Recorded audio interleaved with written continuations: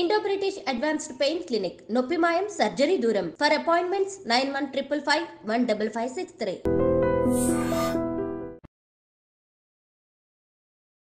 నమస్కారం, welcome to I dream. ధర్మ మార్గం విత్ విజిత కార్యక్రమానికి స్వాగతం.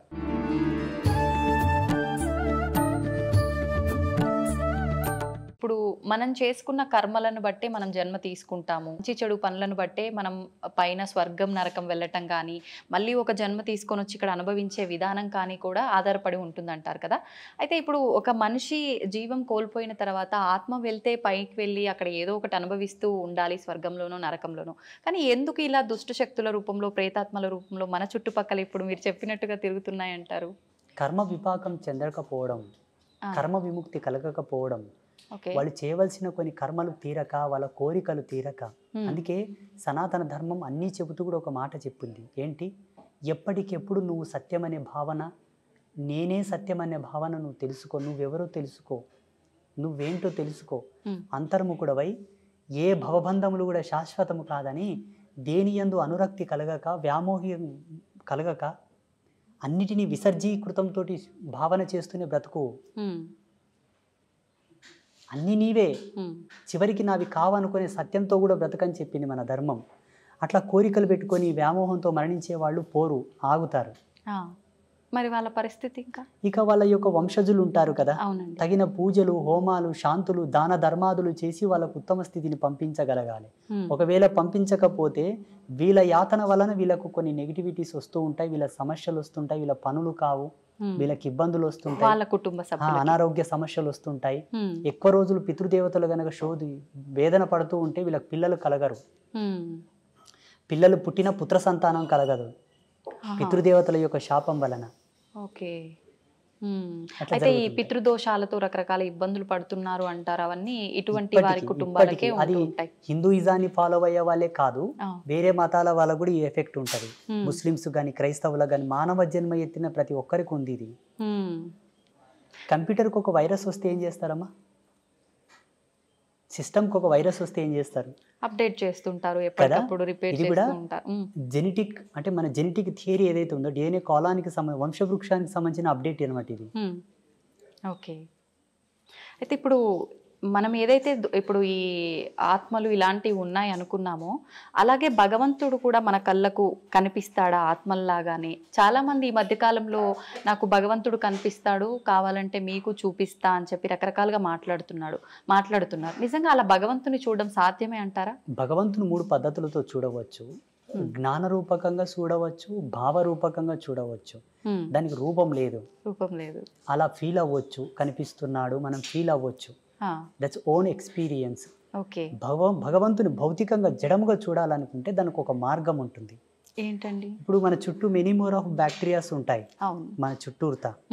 దాన్ని సూక్ష్మదర్శినితోనూ చూడవచ్చును. భగవంతుని ఇట్లా సశరీరంతో చూడవచ్చు అంటే ఒకే ఒక మార్గం ఉన్నది, యోగ మార్గం. యోగాతో చూడవచ్చు. ఓకే. అంటే ఎంతకాలం అది చేయాల్సి ఉంటుంది? సాధకుడి యొక్క సత్యశీలత పైన ఆధారపడి ఉంటుంది. అంటే ఎంత నిష్టగా ఆయన యొక్క ఫోకస్, ఆయన యొక్క ఏకాగ్రత, ఆయన లక్ష్యం, ఆయన యొక్క నిగ్రహ శక్తి పైన కొందరికి తొందరగా అవుతుంది, కొందరికి ఈ జన్మల కాకపోతే మరు జన్మ తీసుకోవాల్సి వస్తుంది, కొందరికి జన్మాంతంలో కూడా భగవత్ సాక్షాత్కారం కలిగి కూడా విముక్తి పొందిన వాళ్ళు ఉంటారు. అయితే ఒక మానవుడు భూమి మీదకి వచ్చిన తర్వాత ఒక జన్మ తీసుకొని అసలు నా పుట్టుకకు అర్థం ఏంటి, నేను ఏం చేయడానికి వచ్చాను అనేది ప్రతి ఒక్కరు కూడా మర్చిపోయి, ఇందాక మీరు చెప్పినట్టుగా కోరికలు, రకరకాల అంటే వ్యామోహాలు, బంధాలు, బంధుత్వాలు, వీటిపైన కొట్టుమిట్టాడుతూ ఉంటారు. పుట్టుక మరణం శాశ్వతం, వెళ్ళాల్సిందే, మోక్షం పొందడం కోసం మనం అవన్నీ కర్మలు క్లియర్ చేసుకొని భగవంతుల్లో ఐక్యం అవడానికి ఇవన్నీ అని చెప్పి మీలాంటి వాళ్ళు చెప్తూ ఉంటారు. మరి ఈ వీటిల్లో కొట్టుమిట్టాడుతూ ఉండే ఈ ప్రాసెస్లోనే పుడుతుంటాం, పోతుంటాం, ఎప్పుడు మోక్షాన్ని పొందుతామంటారు? అసలు మోక్షం అనేది 2 ప్రాతిపదికలపైన ఆధారపడి ఉంటుంది. మోహాన్ని క్షయించుటే మోక్షం, మోహక్షయ ఇది మోక్ష అన్నారు పెద్దలు. అంటే ఈశ్వరుడి యందు కూడా మోహాన్ని వదిలిపెట్టాలి, భగవంతుని యందు కూడా మోహం వదిలాలి, అది మోక్ష స్థితి. శివుడి యందు కూడా మోక్షం వదిలిపెట్టాలి తల్లి. ఆ శివుడు ఉన్నాడు అన్న మోహాన్ని, మోక్షాన్ని వదలాలి, అదే మోక్ష స్థితి. నారాయణుడు ఉన్నాడు, నా నారాయణుడు అన్న స్థితి కూడా వదిలిపెట్టాలి, అదే మోక్షం. ఇక ముక్తి అంటారా, అది సంసార సారథ్యంలోనే సాధ్యం తప్పిస్తే సన్యాసులకు ముక్తి లేదు. ఒకవేళ సన్యాస పరంపరలో యతి ధర్మంలో ముక్తిని పొందాలనుకుంటే ఆయన చాలా కష్టపడాల్సి ఉంటుంది. సాధన త్రయంతో, మెడిటేషన్తో చాలా కఠోరంగా తపస్సు చేయాల్సి ఉంటుంది. మీకేమో ఈజీ వేలో వస్తుంది, మాకేమో చాలా కష్టంగా వస్తుంది. మరి అంత కష్టం అని తెలిసినప్పుడు ఎందుకు మీరు ఇలాంటి సాధనలు? జన్మకర్మ సంభవము. జన్మకర్మ సంభవం అంటే పోయిన జన్మలో తీసుకున్నటువంటి శబ్దం, భగవంతుడు మమ్మల్ని ఆదేశించినటువంటి ధర్మం, మా జన్మ మాకు తెలిసి మేము సన్యసించవలసినదే అని మాకు అర్థమయ్యి రావాల్సి ఉంటుంది. ఉదాహరణకి ఈరోజు కరెంటు లేదు. అవునండి. ఒక మంచి స్టూడియోలో ఏసీలో కూర్చొని మనం వీడియో చేయాల్సింది, కరెంటు లేదు అయినా చేయాలి, ఎందుకంటే చాలా దూరం నుంచి వచ్చాము కాబట్టి. అవును, చేస్తున్నామా లేదా? చేస్తున్నాం. అది కూడా అంతే. మేము ఎన్నో జన్మల నుంచి ట్రావెల్ అయ్యి వచ్చి ఉంటాము, మళ్ళీ ఎందుకు మొదలుకోవాలని ఆయన లేనిపోని తలకాయ నొప్పి అని ఇక్కడనే జన్మ సార్థకత పొందించుకుంటున్నాము కాబట్టి సన్యాసులం అయ్యాము. Okay okay. అయితే స్వామీజీ, కారణ జన్ములు అంటుంటారు. అసలు ఎవరు ఈ కారణ జన్ములు అంటే నిజంగా ఉంటారా? లేదు అంటే సనాతన ధర్మం గురించి మా లాంటి వారికి మంచి మంచి విషయాలు తెలియజేసే మీలాంటి వారిని కారణ జన్ములు అనొచ్చా? ఎవరిని అనొచ్చు అంటారు? అసలు లేదు, మనకు జన్మత్రయములని ఉన్నాయి. కర్మజన్మ, కామజన్మ, కారణ జన్మ, 3. కర్మజన్మలు అంటే ఏంటమ్మా? జీవితాంతం కష్టపడుతుంటారు కానీ వృద్ధి చెందరు. కారణం పితాపితరులు చేసిన పాపాలు మిగిలిపోయి ఉన్నాయి, వాళ్ళు పుణ్యం చేసుకోగానే చచ్చిపోయినారు, అవి మన మీద పడ్డాయి. అందుకే కష్టపడుతున్నాం కాబట్టి ఆ కర్మలు దూరం చేసుకో, నీవు సన్మార్గంలోకి వస్తావు, లాభ పొందుతావు, సుఖపడతావు. అప్పులు రావు, రోగాలు రావు, ఇబ్బందులు రావు, బాధలు ఉండవు. కామజన్మ. కామజన్మ అంటే కేవలము సంభోగ ధర్మాన్ని ఆస్వాదిస్తూ కామ కోరికలతో ఉండి పిల్లలు సంసారం అనే వ్యామోహం లేకుండా అదేదో పిచ్చిగా జంతువులు కదా సంభోగం చేసినట్లు సంభోగం చేసి పిల్లల్ని కంటే పుట్టే పిల్లలు కూడా కామ పిల్లలే పుడతారు. హిరణ్యకశప హిరణ్యాక్షుల్లాగా. ఆయన చెప్తాడు, అమ్మా ఓ సతీ, ఇది సమయం కాదమ్మా, ఈ సమయంలో మనం తగదు, ఇది సంధ్యా సమయం అన్నా ఆమెకు కామం ప్రబలి కావాలంటే కావాలన్నదికే కామ సంతానం పుడుతుంది. వాళ్ళు ఎలా ఉంటారు? కామ సంతానం అంటే తల్లికి చెల్లికి భేదం తెలియక ఆడవాళ్ళ చేతుల్లో ప్రాణం పోయేటటువంటి పిల్లలు పుడతారు. సమాజంలో జరుగుతుంది కదా. ఇప్పుడు ప్రియాంక రెడ్డి హత్య కేసులో 4 చచ్చిపోయారు కదా, ఆ జన్మలు దీని కిందికే వస్తాయి. కామ జన్మలన్నీ కూడా ఆడవాళ్ళని అందరినీ కూడా ఒక బొమ్మలాగానే చూసే కాన్సెప్ట్ తో పుడతారు. చిన్న చిన్న పిల్లల పైన కూడా వీళ్ళంతా ఈ కేటగిరీ కిందికే వస్తారు. ఇక కారణ జన్మ అంటారా? కారణ జన్మ కేటగిరీలో Narendra Modiji first person. And second, నేను ఈ మధ్యలో అనుకుంటున్న నా అనుభవం ప్రకారం ఎవరి వ్యక్తిగతం వాళ్ళ ఇష్టం, నా వ్యక్తిగతం నేను అనుకుంటున్నంత వరకు పవన్ కళ్యాణ్. ఓకే, మీకు వేరే విధంగా అర్థమై ఉండొచ్చు, 3 పెండ్లాలు ఇట్లా అట్లా సినిమా స్టారు రంగేసుకొని ఆటాడినోడు అట్లా ఇట్లా మీరు అనుకోవచ్చు. ఒక్క మెతుకు సార్లు తల్లి అన్నం అయ్యిందా లేదని చూడ్డానికి అన్నమంతా పిస్కా కర్లా. ఆయన కొన్ని మాటలు విన్నాను నేను పవన్ కళ్యాణ్వి, చాలా అద్భుతమైనటువంటి విజనరీ ఉన్న వ్యక్తి, సనాతన ధర్మం గురించి, హిందూయిజం గురించి. అటువంటి వ్యక్తి అవసరం ఇప్పుడు ప్రస్తుత కాలంలో. అటువంటి ఆలోచన దృక్పథం కలిగిన వాడు కారణజన్ముడే. సామాజికంగా కారణజన్ములు మోదీజీ, పవన్ కళ్యాణ్. ఆధ్యాత్మికంగా చెప్పవలసి వస్తే బ్రహ్మశ్రీ సామవేదం షణ్ముఖ శర్మ గారు, చాగంటి కోటేశ్వరరావు గారు, గరికపాటి నరసింహారావు గారు, వద్దిపర్తి పద్మాకర్ గారు, వీళ్ళు ఆధ్యాత్మికమైనటువంటి కారణజన్ములు. యోగ సంధాన కర్తృత్వంలో కారణజన్ములు అంటే శృంగేరి జగద్గురువులు, చిన్నజీయర స్వామి వారు, శ్రీమాన్ చిన్నజీయర స్వామి వారు, ఇంకా కొంతమంది యతీంద్రులు, యోగులు, సిద్ధ పురుషులు, మఠాధిపతులు, పీఠాధిపతులు అందరూ కూడా యోగ పురుషులు. వాళ్ళు యోగ సంధాన కర్తృత్వంతోనూ వాళ్ళు కారణజన్ములు. వీళ్ళు భగవత్ సాన్నిధ్యానికి దగ్గరగా ఉన్నవాళ్ళు. వాళ్ళు శివైక్యం చెందిన తర్వాత ఈశ్వరునిలో లీనమయ్యేవాళ్ళు వీళ్ళందరూ. ఇది ఫైనల్ స్టేజ్ ఇన్ కారణ జన్మ. వీళ్ళందరూ మోక్షం పొందడం, ఇంకా వాళ్ళకు మోక్షము ముక్తి లేదమ్మా, చాలా ఫైనల్ స్టేజ్. వీటికన్నా పెద్ద స్టేజ్ లో ఉన్నారు వాళ్ళు. ఇట్లా 3 జన్మలు ఉన్నాయి మనకు.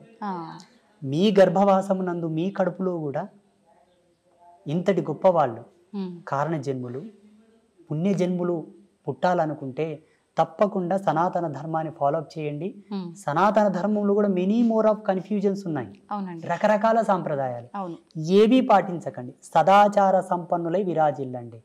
ఈ సదాచారం మనకి ఎక్కడ దొరుకుతుందమ్మా అంటే దేవీ భాగవతంలో దొరుకుతుంది. దేవి భాగవతం భగవతి విరచితం, సాక్షాత్తు త్రిమూర్తులకే చెప్పినది అమ్మవారు. మీరు త్రిమూర్తులు సుప్రీం గాడ్స్ అని మీరు కొలుస్తున్నారు. అవునండి. త్రిమూర్తులకే జగదంబ గీతోపదేశం చేసినది. ఆ జగదంబ చేసినటువంటి గీతోపదేశమే శ్రీకృష్ణ పరమాత్మ వారు ఆ యొక్క గీతను అర్జునుడికి ఉపదేశించాడు. అది భగవతి గీత. భగవతి గీత, భగవతి చెప్పిన గీత భగవద్గీత. అర్థమవుతుందా? అర్థమైందండి. మీకు ఒక ఫోటో నేను పంపిస్తాను, దీని మీద స్క్రీన్ మీద స్క్రోల్ చేయండి. కృష్ణ పరమాత్మ జగదంబను చూపుతూ అర్జునునికి గీతోపదేశం చేస్తాడు. ఆ ఫోటో బయటికి రిలీజ్ చేయరు చాలా మంది, ఎందుకంటే పక్షపాతం. అక్కడ స్త్రీమూర్తి హైలైట్ అవుతుంది కదా. వద్దు, మాకు అది వద్దు. దేవుళ్ళ విషయంలో కూడా పార్షియాలిటీస్. లేకపోతే ఇప్పటికీ ప్రతి సందర్భములో యజ్ఞమూర్తి ఎవరు, మంత్రతంత్ర అధిష్టాన దేవత ఎవరు, వేదమాత ఎవరు? అమ్మవారి గుళ్ళకు శోభ లేదు తల్లి. దక్షిణ భారతదేశంలో ఉంది, ఎందుకంటే దక్షిణ భారతదేశంలో ఆధ్యాత్మికతకు స్వతంత్రత ఉన్నది కాబట్టి. ఉత్తర భారతదేశంలో ఉన్న శక్తిపీఠాలన్నీ వెలవెలబోతున్నాయి తల్లి. అది నా బాధ. సెంట్రల్ గవర్నమెంట్ గనక అధికారం ఇస్తే భారతదేశంలో శక్తిపీఠాలకు ఉండే వైభవం ఏ దేవాలయానికి ఉండదు. నేను కట్టించి చూపిస్తాను స్వచ్ఛందంగా. అమ్మవారి గుడి అంటేనే ఒక అద్వితీయమైనటువంటి అజరామరమైనటువంటి కళాఖండముల చేత విరాజిల్లేటట్టుగా నేను కట్టిస్తాను. కానీ ఉండాలి. పేరులోనే అర్థం ఉంది కదా, మన శక్తి పీఠం, అది భూమికి శక్తి. అవునండి. ఎర్త్ ఫిట్ లాగా పనిచేస్తుంది అది. మన భౌగోళికమైనటువంటి ఈ భూప్రపంచాన్ని కంట్రోల్ చేసేటువంటివి అవి. మళ్ళీ అమ్మవారు అందుకే నన్ను పుట్టించిందేమో అనుకుంటాను నేను. నా భావన, నా వ్యక్తిగతమైన భావన, మీ భావన కాదు, నా భావన. చూద్దామండి ఏమవుతుందో. మీరు అన్నట్టుగా ఆలోచించడం కాదు, ప్రతి ఒక్కరు మనసులో ఉన్నదే. ఆడవారిని కొంచెం చిన్న చూపుగా చూస్తుంటారు. ఎవరింట్లో వాళ్ళకే కొంచెం చిన్న చూపు ఉంటుంది. సమానంగా సంపాదించినా, సమానంగా గౌరవం ఇచ్చినా, ఏ రకంగా అయినా కూడా ఉంది. ఇప్పుడు మీరు చెప్పేదాన్ని బట్టి చూస్తే, అంటే ఈ పీఠాలు ఇవన్నీ అయితే మేము రీసెర్చ్ చెయ్యము, తిరిగి చూడం కాబట్టి, అంటే అమ్మవార్ల ఆలయాల పైన కూడా ఇంత వివక్ష ఉంది స్త్రీ అని ఉంది. మీరు ద్వాదశ జ్యోతిర్లింగాల దేవాలయాలు చూడండి, అవును, అష్టాదశ శక్తిపీఠాల దేవాలయాలు చూడండి, అవును, మీకు లైవ్లు ఇప్పుడే కనిపిస్తాయి కదా. పురుష దేవుళ్ళకు సంబంధించిన కాన్సెప్ట్ ని ప్రవచనకర్తలు అలా చెప్పారు. ప్రవచనకర్తలు చెప్పడం ద్వారా ఇప్పుడు జనాలది ఏం తప్పు లేదమ్మా. మాలాంటి వాళ్ళు ఏం చెప్తే అది వింటారు. మీరు ఇంతకుముందు అన్నారు కదా, ఎవరు వచ్చి ఏం చెప్తే అదే వింటారు గురూజీ జనాలు. మరి ఎటు పోవాలి జనాలు అన్నది మీరు అడిగారు, చూసారు, అది సత్యమే. అలా వెళ్ళిపోయారు. కానీ వేదాంత తర్క సంవాదం యొక్క మూలం చెప్పన, మంత్రతంత్రాల యొక్క మూలం చెప్పన, అమ్మను ఆశ్రయించిన వాడే ముక్తిని పొందగలడు. ఇది సత్యం. అందుకే కదా త్రిమూర్తులు ఆమె పాదాలు అక్కడ పడుతున్నారు. ఇప్పుడు చూడండి, ప్రపంచంలో ఎక్కువ శాతం పురుషులందరూ కూడా స్త్రీలలాగా మారుతున్నారు. స్త్రీలు పురుషుల్లాగా తక్కువ మారుతున్నారు. అవునండి. లింగ మార్పిడి చేసుకొని అధిక సంఖ్యాకులు పురుషులు స్త్రీలలాగా అవుతున్నారా, స్త్రీలు పురుషుల్లాగా అవుతున్నారా? పురుషులే స్త్రీలలా అవుతున్నారు. పురుషుడు యథార్థంకి వస్తున్నాడు కాబట్టి అది సత్యం. కానీ అలా జరగడం మంచిది కాదు. ఇది సృష్టి విరుద్ధమే కదా. విరుద్ధమే. అలా మారకూడదు. ఒకవేళ ఆడపిల్లల యొక్క గుణగణాలతో స్త్రీ యొక్క స్వాభావికంతో ఒక పురుషుడు పుట్టినప్పటికీ సాధ్యమైనంత వరకు 100% వాని మోటివేట్ చేసి వాని ద్వారా ఒక జన్మనిప్పియాలి, వానికి సంసారం ఇవ్వాలి. కానీ ఏదో మహిళలాగా చేష్టలు చేస్తున్నాడని వాని కన్వర్ట్ చేయకూడదు. ఇప్పుడు అందరూ అలాగైతే జగత్ సృష్టి ఎట్లా జరగాలి తల్లి? అవునండి. మీకు జన్మనిచ్చిన తల్లిదండ్రులు కూడా ఇట్లా చేసుంటే మీరు పుట్టేవాళ్ళ? అది మనకు కావాల్సింది. 100కు 1,000,000 ప్రయత్నం చేయగా కూడా వాళ్ళు మాడలేదంటే ఈశ్వరార్పణంగా చేసేసేయండి, తప్పులేదు. ఇది నా అభిమతం. ఏమంటారు? కరెక్టే అండి. వాస్తవమా కాదా? వాస్తవమే. అది ఎంతసేపు బ్రతికినా మీరు యాంకరింగ్ ధర్మంలో, ఎలక్ట్రానిక్ మీడియా ధర్మంలో వాళ్ళు, సన్యాస ధర్మంలో నేను, సమాజం అంతా కూడా భావి తరాలను దృష్టిలో పెట్టుకొని బ్రతకండి. ఈనాడు మనం చేసింది రేపటి తరాలకు అది ఆచారం అవుతుంది. మా పెద్దలు చేసిండ్రా, మేము తీసేయం దీనిని అంటారు డైరెక్ట్. చేసేటప్పుడే ఆచితూచి చేయండి. అంతే. ఇంకోటి, మన మీడియా ద్వారా అందరికి నేను ఒక రిక్వెస్ట్, చెప్పండి, ప్రకృతిని కాపాడండి ప్లీజ్. నిజంగా ఇది అందరికీ చాలా ముఖ్యం. ప్రకృతిని కాపాడండి. ప్రకృతిని కాపాడడంలో ఒక మంచి టిప్ చెప్తాను మీకు. మీ పిల్లల పుట్టినరోజులున్నా, మీ పుట్టినరోజులున్నా, మీ పెద్దల యొక్క తద్దినాలున్నా, దినకర్మలున్నా, ఏదన్నా ఫ్రీ ప్లేస్ ఉంటే అది రోడ్డు పక్కన అక్కడిక్కడ కాకుండా ప్రతి ఒక్కరు ఒక 10 చెట్లను నాటండి. అవును. అవసరం ఉంటే తప్ప చెట్లు కొట్టొద్దు. అవసరం ఉంటే తప్ప కొండలు, గుట్టలు, పర్వతాల జోలికి వెళ్ళవద్దు. అవసరం ఉంటే తప్ప ఆనకట్టలు కట్టవద్దు. ఎక్కడికక్కడ నీళ్ళని ఫ్లో చేసి పెట్టకండి.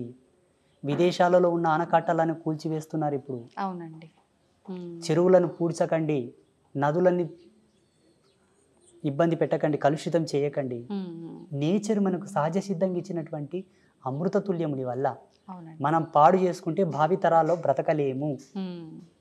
ఆల్రెడీ ఇప్పటికే చాలా పొల్యూషన్ అయిపోయింది, ప్రకృతి చాలా పాడైపోయింది, దానివల్ల రకరకాల అనారోగ్య పరిస్థితులు కూడా ఏర్పడ్డాయి. ఒక దౌర్భాగ్యం చెప్పనా, నదులను దేవతలుగా పూజించే మన దేశంలో నదులన్నీ కలుషితమయ్యాయి. నది యొక్క విలువ తెలియని దేశంలో అయితే ప్యూర్ ఉన్నాయి, మళ్ళీ ఆ నీళ్లు తాగడానికి కూడా పనికిరావు. ఇది దౌర్భాగ్యం భారతదేశంలో. ఇలా కావడానికి కారణం ఏంటో తెలుసా, సనాతన ధర్మం ఇంకా కూడా స్వతంత్రతను పుంజుకోలేదు అనుకుంటాను నేను. సనాతన ధర్మానికి స్వేచ్ఛ లేదని అనుకుంటాను నేను. ఉండగలిగితే ఈ నదులెందుకు ఇట్లా కలుషితం అవుతాయి, ఆ దేవాలయాల మీద ఎందుకు దాడి జరుగుతుంది? అవునండి.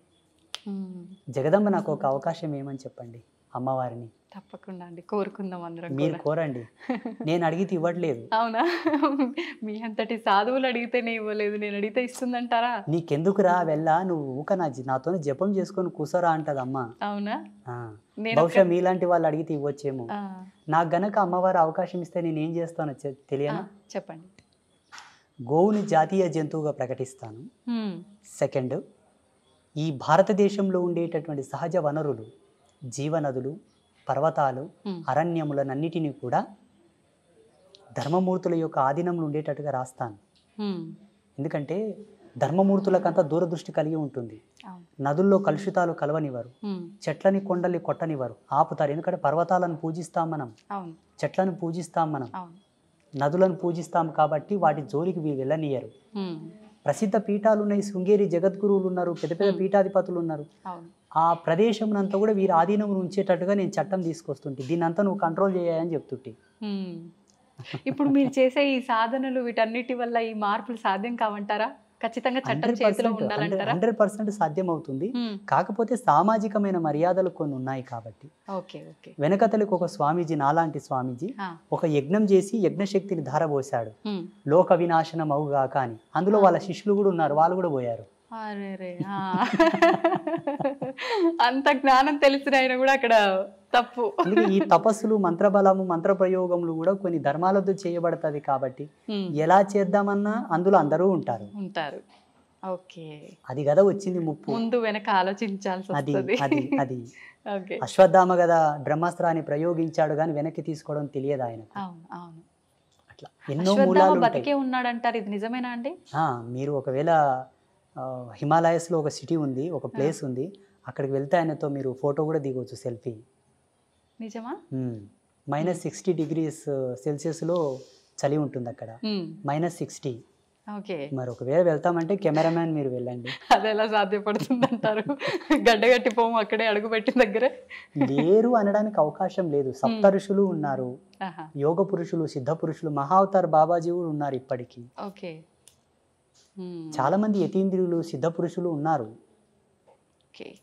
లేరు అని మీరు కొట్టిపాడేయకూడదు, ఎందుకంటే మీకు అనుభవం లేదు, మీరు చూడలేదు. మేము చూసాము కాబట్టి ఉన్నారని చెప్తున్నాము. వాళ్ళని ఇక్కడికి తీసుకొస్తామంటే తీసుకొస్తాము. ఈ యొక్క తపోజ్వాలకు తట్టుకొని ఉండే శక్తి ఈ మానవాళికి లేదు. పిట్టలు రాలిపోయినట్టు రాలిపోతుంటారు వాళ్ళు వస్తూ ఉంటే. అది సత్యం. అంతటి ఎనర్జీ ఉంటుంది వాళ్ళ స్పిరిచువల్ ఎనర్జీ. స్వామిజీ, శివుడి గురించి మాట్లాడుకున్నాం కదా, శివుడిని అంటే మిగతా అందరి దేవుళ్ళను కూడా మన ఆధారం కోసమే అయి ఉండొచ్చు, ఇంకే రకంగా అయినా అయి ఉండొచ్చు, రూపం లేకపోయినా ఒక అమ్మవారంటే ఈ రూపం, శివుడు అంటే ఈ రూపం, అట్లా అందరి దేవతలకు అన్ని రూపాలుగా ఒకటి మన మైండ్లో ఉండిపోయింది. కానీ శివుడిని మాత్రమే ప్రత్యేకించి లింగ రూపంలోనే మనం ఎక్కువగా పూజిస్తూ ఉంటాము. అందులో కూడా మళ్ళీ రకరకాల లింగాలు, ముఖ్యంగా పార్థివ లింగానికి చాలా ప్రత్యేకత ఉంది అని చెప్తూ ఉంటారు. ఏంటి ఆ ప్రత్యేకత? పార్థివ లింగాన్ని మనం ఆరాధించడం వల్ల ఎటువంటి ఉపయోగాలు ఉంటాయి? ఇవన్నీ వైజ్ఞానికమైన మూలాలతో, ఇవన్నీ సైంటిఫిక్ ఇన్స్ట్రుమెంట్స్తో కూడి ఉన్నటువంటి సెట్టింగ్స్. ఇవాళ ఈ ప్యాటర్న్ అంతా కూడా అవన్నీ కూడా ఒక్కొక్క రకమైనటువంటి సందర్భానికి, ఒక్కొక్క రకమైనటువంటి ధర్మానికి, స్థితికి, అవస్థకు సంబంధించినటువంటి పూజనీయతలు. ఒక్కొక్క లింగాన్ని ప్రొవైడ్ చేసి మీరు ఈ పాదరస లింగానికి పూజ చేయండి అన్నప్పుడు ఆయన స్థితి ఎలా ఉన్నది, అప్పుల్లో ఉన్నాడా, రోగగ్రస్తుడై ఉన్నాడా, శాపంలో ఉన్నాడా, కర్మలో ఉన్నాడా, పాపంలో ఉన్నాడా, ఈ విధమైన లింగానికి నువ్వు పూజ చేసి ఆ లింగోదక అభిషేక జలమును ప్రోక్షణ చేసుకుంటే పాప ప్రక్షాళన జరుగునని అనేక లింగాలను ఋషులు దర్శించి ఇచ్చారు. లింగం ఒక కన్ను, ముక్కు, చెవి, చేతులు, అవయవాలు లేకుండా నిరాకార స్థితిలో ఎందుకు ఉంటుందంటే అమ్మ, ఈ బ్రహ్మాండం అంతా కూడా అదే స్థితి కాబట్టి, ఈ బ్రహ్మాండం అంతా కూడా అదే స్థితి కాబట్టి చివరికి ఈ బ్రహ్మాండం అంతా అదే స్థితిలో లయం అవుతుంది, నిరాకారంగానే మారబోతుంది. కాబట్టి సత్యాన్ని చూపించేటటువంటి కోణం అది ఆ శివలింగ ఆకృతి. అందుకే మనకు చెప్తుంటారు కదా, సత్యం శివం సుందరం అని. అవునండి. చివరికి సర్వం అదే ఆకారం లేని స్థితిలోకి వెళ్ళిపోతుంది, నిరాకార స్థితిలోనే ఉండిపోతుంది. ఇవన్నీ మధ్యలో పోయేవి కాబట్టి సత్యాన్ని తెలుసుకొని పూజించు అనడానికి ఆ శివలింగ ఆకారం. అద్భుతం. జన్మ ఎత్తిన తర్వాత ఒక్కసారికి శివునికి నమస్కృతాంజలి చేస్తే ఆ జన్మ పరిపూర్ణమైనట్లే. చాలా ముక్తిదాయకం శివలింగ ఆరాధన, శివలింగ పూజ, శివుని యొక్క ఆరాధనలు. విశేషించి ఈ కార్తీక మాసంలో ప్రతి మహిళ సంధ్యా సమయం నందు, ప్రదోష కాలమునందు శివలింగము ముందు చక్కటి దీపాన్ని గనక వెలిగించి నమస్కారం చేసుకుంటే ఆమె ఇల్లు, ఆమె సంసారం పండుతుంది, చల్లగా ఉంటారు. చాలా విశేషమైన ఫలితాలు ఉంటాయి. స్వామీజీ, శివుణ్ణి పూజించే వాళ్ళలో చాలా మందిలో ఒక సందేహం ఉంటుంది, అది నాకు కూడా ఉంది. శివుణ్ణి ఆరాధించే వాళ్ళకి ఆయన అనుకున్నవన్నీ తీరుస్తాడు, కానీ ఎక్కువగా పరీక్షలు పెడుతూ ఉంటాడు, చాలా కఠినమైన ఇబ్బందులకు గురి చేస్తుంటాడు, ఆ తర్వాతే ఆయన ఏదైనా మనకి ఇవ్వదలిస్తే ఇస్తాడు అని చెప్పి అనుకుంటూ ఉంటాం. ఇది నిజమే అంటారా? శివుడు, విష్ణు, బ్రహ్మ, అమ్మ ఇక్కడ ఎవరు కాదు, దేవతలు కాదు. ఈ కాన్సెప్ట్ జన్మ కష్టపడుతుందంటే దానికి ఒక విలువ ఉంటుంది. కారణం, మనకు విలువైనది ఏదైనా దక్కాలంటే అది దక్కే కోణంలో ఇబ్బందులతో అది దక్కింది అంటే దాని విలువ మనకు తెలవాలనే మనకు ఇబ్బందులు వస్తూ ఉంటాయి. దాని విలువ, దాన్ని అనుభవించడానికి మనకు ఒక అనుభవం కావాలి, దాన్ని ఆస్వాదించడానికి ఒక అనుభవం, ఒక గుణపాఠం కావాలి. అప్పుడే దాన్ని పరిపూర్ణంగా అనుభవించగలము. కాబట్టి కొన్ని ఇబ్బందులతో, ఒడిదుడుగులతో, కష్టాలతో, నష్టాలతో అది మనకు దొరుకుతుంది. ఇది మన జన్మను పరిపూర్ణతను చేయడానికే దేవుడు పెడతాడు. దేవుడు మనల్ని కష్టపెట్టాడు. ఒక అందమైన శిల్పం కనుబొమ్మలతో, కనురెప్పలతో సరళీకృతంగా తయారు కావాలంటే సమయం ఎక్కువనే పడుతుంది. అవునండి. నెమ్మదిగా చెక్కాల్సి ఉంటుంది. ఏదో 2 దెబ్బలు కొట్టి పాడేసామంటే తొందరగానే తయారవుతుంది. జీవితం కూడా అదే పారదర్శక సూత్రం పైన ఆధారపడి ఉన్నది. ఇక్కడ దేవుడు మనల్ని కష్టపెట్టాడు.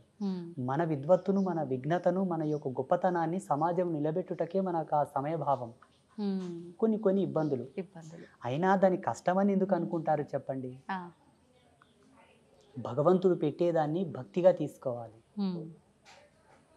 కష్టంగా తీసుకోవద్దు. ధర్మశాస్త్రాల్లో ఒక మాట ఉన్నది, తల్లిదండ్రులు పెట్టేవి, తోబుట్టు అయిన చెల్లెలు పెట్టేవి, భగవంతుడు పెట్టేవి, గురువు పెట్టేవి పరీక్షలే అయినప్పటికీ అవి పరమార్థంగా స్వీకరించాలట, వాళ్ళు ముక్తిని పొందుతారు.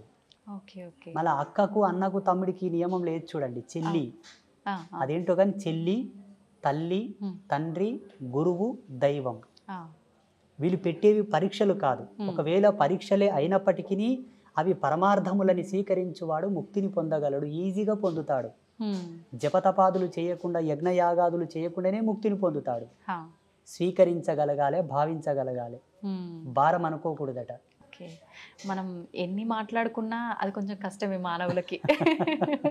ఏదైనా చిన్న కష్టం వచ్చిందనగానే భగవంతుని కూడా తిట్టేయడము, అసలు ఆ విచక్షణ అనేది కోల్పోతాం కాసేపట్లో.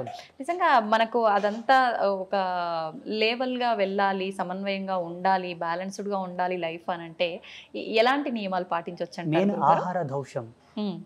ఆహార దోషం అనేది ఇక్కడ సమాజంలో ఎక్కువ అనర్థాలకు కారణం అవుతుంది. అందుకే ఆరంభం నుంచి, వేదారంభ కాలం నుంచి కూడా శాకాహార భోక్తవ్యం చేయండి. శాకాహార భోక్తవ్యం చేత జన్మ పరిపూర్ణమైనటువంటి ఆలోచనలను సృజించుకోగలదు, తీసుకోగలదు, తనను తాను నియంత్రించుకునే కంట్రోలర్గా మారగలడు. ఆలోచన విధంగా, వ్యవహారికంగా తనను తాను ఇంద్రియ నిగ్రహం వైపు మరలించుకోగలడు. అందుకే శాకాహార భోక్తవ్యం చేయండి. మనకు ధర్మశాస్త్రాల్లో క్లియర్గా చెప్పి ఉన్నారు ఋషులు, ఆహారం, విహారం, విచారం, నిద్ర, ఆహారం, బ్రహ్మచర్యం. ఈ మూడింటిని ఎవరైతే పాటిస్తారో వాళ్ళు నడిచే దేవుడు. ధ్యానం వల్ల కూడా సాధ్యపడుతుందా గురూజీ? ఆధ్యాత్మికత 3 కోణాల్లో ఉంది. భక్తి మార్గంతో కొందరు, ధ్యాన మార్గంతో కొందరు, జ్ఞాన మార్గంతో కొందరు, యోగ మార్గంతో కొందరు, త్యాగ మార్గంతో కొందరు. త్యాగం అన్నీ, అక్కడ భక్తి లేదు, పూజ లేదు, యోగ లేదు, ఏమీ లేదు. అవధూత తత్వంలో ఉండడం వల్ల కూడా ముక్తిని ఆస్వాదించవచ్చు, మోక్షాన్ని పొందవచ్చు. ఈ 5 మనకు ప్రధానం. భక్తి మార్గంలో ఈ చాప్టర్ అంత వస్తుంది. కార్తీక దీపాలు, సోమవార వ్రతం, మంగళవార వ్రతం, బొట్లు పెట్టడం, మడి కట్టుకోవడం, నైవేద్యాలు అర్పించడం, పుష్పయాగం, హోమ ధూమాలు, ఇది భక్తి మార్గం. జ్ఞాన మార్గం అంటారా, భగవంతుడే సత్యమని ఎరింగి ఆయన యొక్క పారాయణలు చేయుట, ఆయన మంత్రోచ్చరణ చేయుట, ఆయన యొక్క కీర్తనలు పాడుట, ఆ కీర్తనల చేత భక్తిని ప్రచారం చేయుట, ఇది జ్ఞాన మార్గం. అయితే ఇప్పుడు ఈ ధ్యానం చేయడం అనేది, ఏకాగ్రత అనేది అందరికీ కరెక్ట్గా సరిపడదు. చాలా రకాల ఇంకా పిచ్చి పిచ్చి ఆలోచనలు వచ్చి ఇంకా వద్దు అని కూడా ఒక వైరాగ్యానికి వెళ్ళిపోతుంటారని అంటుంటారు. నిజంగా అందరికీ సాధ్యపడాలంటే ధ్యానంలో కూడా ఏమైనా చిన్న మెలకులు ఏమైనా ఉన్నాయంటారా? ధ్యానం చేయుట అందరికీ సమంజసమే, కానీ ఆ ధ్యానం నువ్వు చేస్తున్న పద్ధతి తెలియవలే ఫస్ట్. ఈ మధ్యలో చేస్తున్నటువంటి ధ్యాన కేంద్రాలు అనుకోండి, మెడిటేషన్స్ అనుకోండి, యోగా సెంటర్లు అనుకోండి, అవన్నీ కూడా సమ్ క్లాసెస్, టీచింగ్ ప్రాసెసెస్ తప్ప పరిపూర్ణమైనటువంటి విద్వత్తును అవి తీసుకురావు, ఎరుకలోకి అవి తీసుకురావు, అది పరిపూర్ణత చెందించవు. మేము ఒక ధ్యాన మార్గంలో, ఒక యోగ మార్గంలో ఉన్నవాళ్ళం కాబట్టి టీవీలలో, వీడియోలలో చూస్తూ ఉంటాము. అందరిని ఒక చోట కూర్చోబెట్టి ముక్కు మూసుకోమంటారు, ఏదో చేయమంటుంటారు, కానీ అనుభవానికి తక్కినది అది లేదు. వాళ్ళ ఇష్టానుసారంగా వాళ్ళు చేస్తున్నారు. అది వారి అనుభవం ప్రకారం నలుగురికి చెప్తున్నారేమో. అక్కడ సత్యం అనేది లేదు అని నేను అనుకుంటున్నా. నాకైతే అర్థమైంది అది. మళ్ళీ వాళ్ళకి ఎలా అర్థమైందో నాకు తెలియదు. ఋషి పరంపరానుగతంగా అయితే అక్కడ జరగటం లేదు. చూడము, ఒకటే మాట, యథాతథముగా వాస్తవికతను గనక పాటించిన వాడు లాభాలు పొందుట తథ్యము. అవాస్తవాన్ని, అభూత కల్పనలు గనక నువ్వు పాటించినావు అనుకో, పిచ్చోస్త తప్ప లాభం రాదు.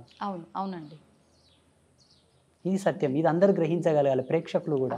అంత మాత్రానికి ఏదైనా లాభం ఉన్నా అవాస్తవానికి అది లైఫ్ లాంగ్ అనేది ఉంటుంది అని చెప్పలేం. ఏదో ఒక రోజు అది బయట పడిపోతుంది, దానికి తగ్గ ప్రతిఫలం వాళ్ళు అనుభవించాల్సి వస్తుంది. ఇప్పుడు కార్తీక మాస శుభ సందర్భాన మీరు ఇక్కడికి రీచ్ చేశారు కాబట్టి, కార్తీక మాసంలో దుర్గావ్రతం ఒకటి ఉన్నది. చాలా మంది కార్తీక మాసం అంటే శివకేశవులకు అన్వయం చేసి ఉభయ తెలుగు రాష్ట్రాల్లో దీపాలు పెట్టడం, పూజలు చేయడం ఉన్నది. అవునండి. శివకేశవుల యొక్క ధర్మపత్నులు కూడా ఒక వ్రతం చేశారు కార్తీక మాసంలో. ఎవరి వ్రతం చేశారు? మీరేమో కృష్ణుడు దేవుడు, రాముడు దేవుడు అంటున్నారు. వాస్తవంగా రాముడు, కృష్ణుడు ఇద్దరు కూడా దేవతలే, దేవుళ్ళే. ఋషులే వాళ్ళకు యజ్ఞపట్టం ఇచ్చారు, యోగదత్తం చేశారు. నేను కూడా చెప్తాను. శ్రీకృష్ణ పరమాత్మ యొక్క ధర్మపత్ని సాక్షాత్తు లక్ష్మీ అంశ సంభూతురాలైన రుక్మిణీదేవి కూడా కొందరు వ్రతాలు చేసింది. ఎవరి వ్రతం చేసింది? తన పతియే దైవము కదా, మళ్ళీ ఎందుకు వ్రతం చేయలే రుక్మిణీదేవి? చెప్పండి. పార్వతీదేవి కూడా వ్రతం చేసింది, కాత్యాయని దేవి వ్రతం చేసింది, శ్రీమన్ మహాలక్ష్మి వ్రతాలు చేసింది. ఎవరి వ్రతం చేశారు? వాళ్ళ పతులే దైవములు కదా. ఇంద్రుడి యొక్క భార్య కూడా వ్రతం చేసిన శచీదేవి. అష్టదిక్పాలకుల యొక్క ధర్మపత్నులు కూడా వ్రతాలు చేశారు. దేవ ప్రాజాపత్య ధర్మములందరూ, ఆ ధర్మపత్నులందరూ కూడా వ్రతాలు చేశారు. ఋషిపత్నులు కూడా వ్రతాలు చేశారు. వ్రతం ఎవరికి చేయబడుతుంది? నోములు ఎవరికి చేస్తారు? భగవంతుడికే చేస్తారు. పురుష దేవతలకు లేవు. అంటే అందరినీ సృష్టించింది ఆదిపరాశక్తి లలిత అమ్మవారు కాబట్టి ఆమెకు సంబంధించిన వ్రతం ఏదైనా ఉందా? ఎగ్జాక్ట్లీ. అస్తు అస్తుమే సదాశివో అస్తు, ఇది సత్యం. కానీ ఎక్కడ చేస్తున్నారు ఇప్పుడు? చేయట్లే. సత్యాన్ని కనుమరుగు చేశారు కావాలని. అందుకే జనాలకు ఆధ్యాత్మికత రుచించటం లేదు. మీరు అన్నట్టుగా కన్ఫ్యూజన్లోకి వచ్చేసి వైరాగ్యం వచ్చి ఈ దేవుళ్ళొద్దు, ఈ ఫోటోలొద్దు, తీసేయని రాని పక్క కానీ గమ్మున కూర్చుంటున్నారు. పోనీ తీసేసినంత మాత్రాన వాళ్ళు ఏమన్నా ముక్తిని పొందేదరా? అంతరపిశాసులై తిరుగుతారు సచ్చినాక. గాలిలో దయ్యాలలాగా తిరుగుతారు. ఎన్ని పిండ ప్రదానాలు చేసినా, ఎన్ని శ్రద్ధా తర్పణాలు చేసినా, ఎన్ని దాన సంస్కారాలు చేసినా వాళ్ళ ఆత్మలకు మోక్షం రాదు, రిజర్వేషన్ రాదు, తిరుగుతూనే ఉంటారు. అది మరీ దుర్భరం, మరి ఘోరం. అది ఇదన్నా బాగుంది కానీ అది భయానకం. అది భయానకం. అయితే స్వామీజీ, చాలా మంది ఇప్పుడు ఈ సాధన, ధ్యానము ఇలాంటివి చేయడం వల్ల హిమాలయ ప్రాంతాల్లో కొన్ని వందల సంవత్సరాలు కూడా జీవంతో ఉన్న ఋషులు, సాధువులు ఇలాంటి వాళ్ళు ఉన్నారని చెప్తుంటారు కదా. నిజంగా అంత సాధ్యపడుతుందంటారా వీటి వల్ల? 100%. రేపు జనవరి నెల చివరిలో కుంభమేళ స్టార్ట్ అవుతుంది. మీరు దయచేసి మీ ఐ డ్రీమ్ మీడియా వాళ్ళు వెళ్ళండి, లేదంటే నాకు అక్కడ కలవండి, నేను కలుస్తాను. మీకు ఎంతమందిని కావాలో అంతమందిని పరిచయం చేస్తా, వాళ్ళతో రిక్వెస్ట్ చేస్తాను, మీతో మాట్లాడిస్తాను, ఎన్నేళ్ళు బతికినావు చెప్పప్ప అని చెప్తా. ఇప్పుడు మాలాంటి వాళ్ళు చెప్తే కొంతమంది కామెంట్లు పెడుతున్నారు, ఏ ఇంకో పిచ్చోడు ఉన్నాడు, వీడు ఎట్లా బతుకుతారో నాయన, ఇది సైన్స్కే విరోధం కదా అంటున్నారు. నీ సైన్స్ కంతు చిక్కని మిస్టీరియస్ చాలా ఉన్నాయి. గీజా పిరమిడ్ మీద ఇంతవరకు ఏ సైంటిస్టు రీసెర్చ్ చేయలేదు. ఔరంగాబాద్లో ఉన్న కైలాస టెంపుల్ మీద ఏ సైంటిస్టు రీసెర్చ్ చేసి రికార్డు ఇవ్వలేదు. వీటి గురించి మీకెందుకయ్యా? మీకేమైనా ఆధ్యాత్మికంగా పట్టున్నదా? సాధన మర్మములు తెలుసా మీకు? యోగ మూలాలు తెలుసా మీకు? ఒక తాబేలు కానీ చేప కానీ నీళ్ళల్లో గంటల కొద్దీ ఉండగలదు. నువ్వు ఉండగలవా? లేదు. దాని శారీరక నిర్మాణ స్థితి, దాని శైలి, దాని జీవన విధానం అది అవలంబించుకుంటున్నది. యోగ మార్గంలో కొన్ని మెలకువలు ఉన్నవయ్యా, వాటితో వాళ్ళు శరీరాన్ని అట్లా మలుచుకొని బ్రతుకుతున్నారు, లక్షల సంవత్సరాలు బ్రతుకుతున్నారు. అవి సామాన్యులకు కూడా సాధ్యపడతాయంటారా? అలా జీవించగలగాలి. శరీరాన్ని ఎన్నో వ్యయప్రయాసాలకు ఒడిదుడుగులకు ఓడ్చుకొని శరీరాన్ని క్రమబద్ధీకరించి బెండ్ చేయాలి, మడచాలి దాన్ని. చాలా రిస్క్తో కూడుకున్నది. చాలా. మీకు లైవ్లో ఇప్పుడు మీరు చాలా రేర్గా నాకు పరిచయం అయ్యారంటే ఈ మధ్యలో పరిచయం అయ్యారు. ఇక్కడ సమీపంలో యానగుంది క్షేత్రం ఉంటుంది, మాణికేశ్వరి మాత. అమ్మ 82 సంవత్సరాలు నిరాహార యోగినిగా ఉండే మొన్నటి వరకు. 2 సంవత్సరాలు అయింది అమ్మ శివైక్యం చెంది, అంటే జీవ సమాధి అయింది. మొన్నటి వరకు అమ్మవారు చెప్పింది, నేను ఈ కలియుగంను వీడిపోతున్నాను, కలియుగంకు ఒక మహమ్మారి వస్తుంది చూడని. అమ్మవారి సమాధి చెందిన వారంకే కరోనా ప్రవేశించింది భారతదేశంలో. ఇంతకంటే లైవ్ సాక్ష్యం ఏం కావాలి? ఆమెకు తెలుసు కదా ఈ మహమ్మారి వస్తుందని. అమ్మ ఇంకొక మాట కూడా అన్నది, ఏంటండి? ఊరుకో పతివ్రత ఉంటే ఊరు పొలిమేరకు ఏ విఘాతం జరగదట. ఆ పతివ్రత ధర్మంతో. ఊళ్ళో ఒక సాధువు ఉంటే ఆ ఊరికి ఏ విధమైన అనర్థాలు జరగవట. అలాగే ఈ భారతీయ భౌగోళిక స్థితికి మాలాంటి తాపసులు అడ్డున్నారా, అందుకే మహమ్మారులు ప్రవేశించటం లేదు. నేను వెళుతున్నాను, వస్తుంది మహమ్మారి, దీన్ని ఆపగలిగినటువంటి యోగకర్తం ఏదైనా చేయండి అన్నది అమ్మవారు. వాస్తవంగా అమ్మవారు పోయినమ్మనే భారతదేశానికి కరోనా వచ్చింది. అంతకన్నా ముందు వేరే దేశాల్లో నా తాండవం ఆడింది మొత్తం. అమ్మవారు చెప్పిన వాక్కును అనుసరించి మన పీఠంలో గోమాత కళ్యాణం చేసి లోక కళ్యాణానికి ధారపోసాం ఆ యజ్ఞశక్తిని. మళ్ళీ కరోనా వెళ్ళిపోయింది. ఈమె పిచ్చిగా అనిపించవచ్చు కానీ ఈ స్పిరిచువాలిటీ డిపార్ట్మెంట్ అంతా కూడా నేచర్ కంట్రోలర్ సిస్టమ్స్ ఇవన్నీ. ప్రకృతిని మేము కంట్రోల్ చేస్తాం, మీకు చేత కాదు. మిమ్మల్ని ప్రకృతి కంట్రోల్ చేస్తుంది, ఇంతే తేడా. స్వామీజీ, ఇలా అంటే ముందే ఏదైనా జరగబోతుంది అంటే ఇప్పుడు ఆ మాతాజీ గారు చెప్పినట్టు కొన్ని చెప్తూ ఉంటారు, నిజంగా జరిగినవి కూడా చూస్తుంటాము. మళ్ళీ అలాంటిది ఒక బ్యాక్టీరియా రాబోతుంది అని కొంతమంది చెప్తున్నారు. లేదు అంటే రకరకాల ప్రళయాలు రాబోతున్నాయని చెప్పి మొన్న రీసెంట్గా అక్కడ జల ప్రళయాలు జరిగాయి కదా, అలాంటివి కేరళ సైడ్, అలాంటివి మళ్ళీ మన దగ్గర కూడా వచ్చే అవకాశాలు ఉన్నాయని చెప్పి, చాలా ప్రాణ నష్టం కూడా జరుగుతుందని చెప్పి కొంతమంది చెప్పారు ఆ మధ్యకాలంలో. మళ్ళీ అలాంటివి ఏమైనా రాబోతున్నాయంటారా? ఈ భారతదేశం చాలా గొప్పది, మనమందరం గర్వపడాలి. ప్రపంచమంతా అతలాకుతలమైపోయిన భారతదేశానికి ఏమీ జరగదు. కాలధర్మ సిద్ధాంతంలో మనము కొంత ఏగవలసి ఉంటే ఏమో అట్లా వచ్చిపోతాయి తప్పిస్తే మనకు ఏ భయము లేదు. ఎందుకంటే మన దేవాలయ వ్యవస్థ అంత గట్టిది. చూడండి, భవిష్యత్తులో ఒక 10-15 సంవత్సరాల్లో జరగబోతుంది ఇది. ఏంటంటే ప్రపంచమంతా స్వేచ్ఛావాయువులు పీల్చుకోవడానికి భారతదేశానికి వలస రాక తప్పదు. బుక్కెడు గాలి పీల్చుకొని వస్తాం, ఇండియాకు పోయాను వస్తారు చూడండి. ఆల్రెడీ స్టార్ట్ అయిపోయింది. ఈ భారతదేశం చాలా గొప్పది, అందులో మన హిందూయిజం చాలా గొప్పది. ఈ ధర్మాన్ని ఎందుకు కాపాడమంటున్నామంటే భావి తరాలకు మీరు కోట్లు గడించి ఇవ్వక్కర్లా, ధర్మాన్ని ఇవ్వండి చాలు. అంతే. ఎలా ఇవ్వాలి ధర్మాన్ని? నీ పిల్లలకు చెప్పాలి, ఒరే నువ్వు పుట్టుకతోనే ధర్మం నీ పక్కన పుట్టిందిరా. కారణం నువ్వు పుట్టుకతోనే పురుడు చేసినాం. పురుడు ఎక్కడి నుంచి వచ్చింది? సనాతన ధర్మం నుంచి వచ్చింది. నీకు నామకరణం చేసినాం, నీ పుట్టుకతోనే ధర్మం నీ తోబుట్టు అయిందిరా. ధర్మం నీ చెల్లెలు లాంటిది, అక్క లాంటిది, అన్న లాంటిది, తమ్ముడు లాంటిది. వాళ్ళకి ఏమైనా జరుగుతూ ఉంటే చూస్తూ ఊరుకుంటావా? మూర్ఖుడా. ధర్మ విఘాతం ఎక్కడ జరిగినా నువ్వు పోరాడాలని చెప్పి పిల్లలకు మనం మోటివేట్ చేయాలి. మళ్ళీ అంతే కదమ్మా, పుట్టినప్పటి నుంచి మనకు ధర్మంతోనే కదా అన్ని నేర్పి, అక్షరాభ్యాసము, ఉపనయనము, యజ్ఞోపవీతము, ఇవన్నీ మనకు ధర్మంలోని భాగాలే కదమ్మా. సంస్కృతి ఇచ్చింది మనకు, టెక్నాలజీ ఇవ్వలే. టెక్నాలజీ మనం వచ్చిందా? లేదండి. మనం నిత్యం అనుభవించే వాటిలో ఇప్పుడు మీరు చెప్పినట్టుగా పుట్టుక నుంచి చావు వరకు ప్రతిదీ ధర్మంతో, సైన్స్‌తో కూడి ఉంది. ప్లస్ మధ్య మధ్యలో మనకు పండగలు ఇలాంటి వాటి ద్వారా కూడా ఇంకా మన ధర్మం యొక్క గొప్పతనాన్ని కూడా చాలా, తెలియజేస్తూనే అందులో ఉంటారు ఎప్పటికప్పుడు. క్రమశిక్షణ, అవును. నిబద్ధత, హ్మ్. మహిళ యొక్క గౌరవ సూచకం, కుటుంబంలో ఒక మంచి సంఘీభావం, సమతుల్యత, ఐక్యమత్యం, హ్మ్. మంచి సోదరభావం నెలకొనడానికి కూడా మన సంస్కృతులు, మన పండుగలు పెట్టారు మన వాళ్ళు. అవును. అవును. ఎప్పటికప్పుడు బూజు దులుపుకొని ఇల్లంతా తోరణాలు కట్టుకొని హ్మ్. ప్రాణవాయువుని ప్రజ్వరిలింపజేసుకోవాలని చెప్పి పిండి వంటలు, హా.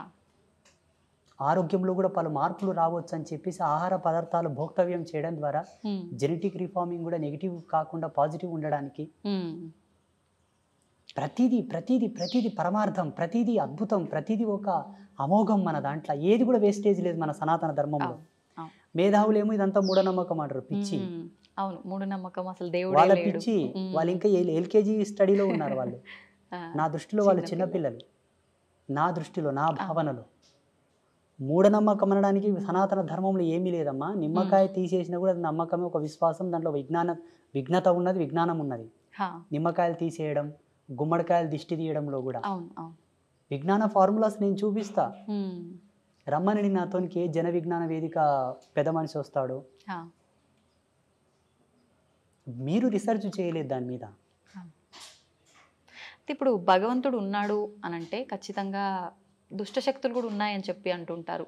ఉన్నట్టేనా అండి? లైవ్లో ఉన్నాయి, ఇప్పుడు మన పక్కలో కూడా ఉన్నాయి కొన్ని. అవునా? ఆ, మీకు కనిపిస్తాయా? మన కెమెరా పిక్సెల్ తక్కువ ఉంది, లేకపోతే రికార్డ్ అవుతుండే. హ్మ్. ఆ, ఓకే. ఒక టోనోమీటర్ తీసుకురావాల్సింది మీరు, దాని సౌండ్స్ మీరు వినేవాళ్ళు ఇప్పుడు. ఆ. ఆ, ఓకే. భయం వేస్తుందండి. ఏం భయపడాల్సిన అవసరం లేదు. సాధువుని చూస్తే యమభటులే బెదురుకుంటారు. హ్మ్. అవేం చేస్తాయి మనల్ని? ఆ. మీరు అడిగారు కాబట్టి ఉన్నాయి, ఎప్పటికెప్పుడు ఉంటూ ఉంటాయి, ఆహా. భయపడాల్సిన అవసరం లేదు. ఓకే. ఒక సువాసిని హ్మ్. సాంప్రదాయకమైనటువంటి కుంకుమను ధరిస్తే భూత ప్రేతములు ఆమెకు దండం పెట్టి పోతాయట.